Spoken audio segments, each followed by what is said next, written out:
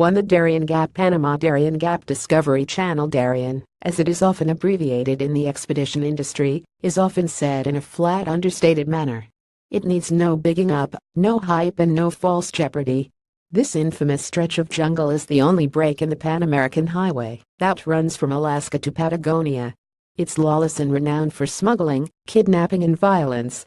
In Levison Wood's recent series Walking the Americas, his behind-the-scenes team of special forces described the Colombian side as a no-go area, even for them. His route had to be changed to skirt around the safer coastal edges, whilst referencing the gap and its blood-filled history. I recently did a survival challenge on the Panamanian side in another area that had been declared relatively safe in recent years, but it was probably the name that still haunted me as I stepped off the boat. It was jungle, and I can do jungle, but this was the Darien, and I was scared. To the Altai Mountains, Mongolia. Altai Mountains. Discovery Channel. Nomadic Kazakh. Third-generation descendants speak Kazakh, not Mongolian, because this western region is so remote and cut off from the rest of the country that they never needed to learn Mongolian. In winter, they retreat with their herds into lowland Mongolia, where the winters are relatively is the key word here, milder.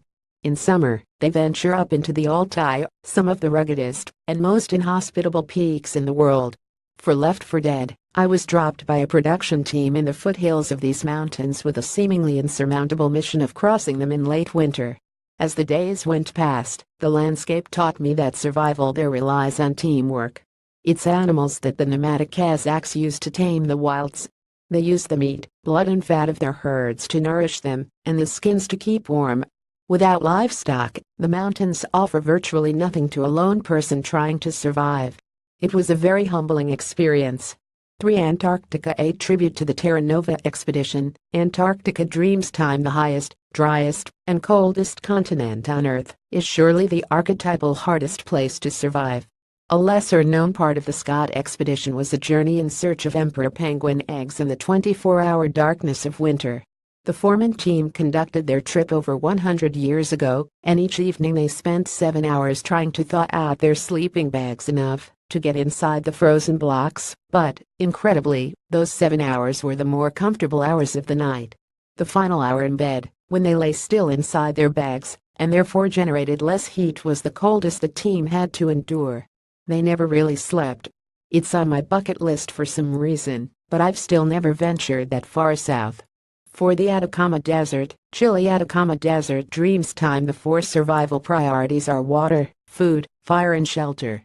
With each one ticked off, you are well on your way to surviving. The Atacama Desert is so high and dry that there is virtually no vegetation and virtually no life at all. There isn't enough wood to light a fire, let alone make a shelter from. There are no animals and no streams. It's got to be an area as close to the surface of Mars that exists on this planet. When I got dropped on this lifeless moonscape, the tactic was simple: escape. I knew I had to get off the high-altitude plains quickly if I had any chance of making it through the first couple of days, let alone complete the 10 days of filming. As ever with deserts, the edges are fringed with slightly more abundant valleys that have water and therefore life. 5. The Kimberley Coast, Australia. Kimberley Coast, Australia. Dreams time. Australia is where you go on your gap year, if you are not that adventurous. Isn't it English-speaking and culturally similar? It's the sunny version of Britain that loves its sport and beer. That's all true enough, but the northwest coast is one of the most windswept and barren coastlines in the world. About 4 years ago, I filmed an experiment to see if I could thrive in this environment, and only had 10 days to do so. Although I survived, I didn't get close to thriving, and endured one of the most difficult weeks of my life tiptoeing through the spiny spinifex plants. At the end, I hobbled out and asked some local Aboriginal Australians how they would have survived at this time of year in this area. "We wouldn't," was the matter-of-fact response.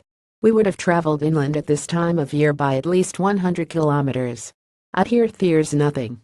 Ed Stafford's new series Left 4 Dead is currently showing on the Discovery Channel every Thursday until October 19, 2017.